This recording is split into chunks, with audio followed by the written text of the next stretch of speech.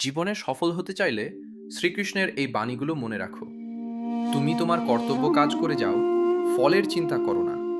কারণ ফলের উপর তোমার অধিকার নেই, কিন্তু কাজ করার অধিকার তোমার আছে।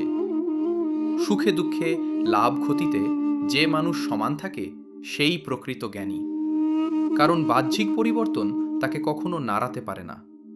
নিজের মনকেই যদি তুমি জয় করতে পারো, তাহলেই তুমি নিজের সবচেয়ে বড় বন্ধু।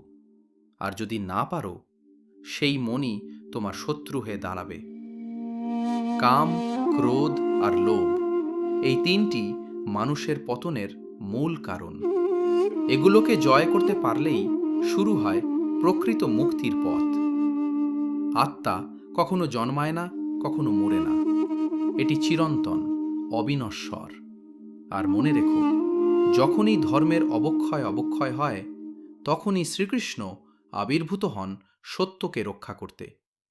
তাই ভরসা রাখো, সৎ পথে চলো, তিনি সবসময় তোমার সাথে আছেন।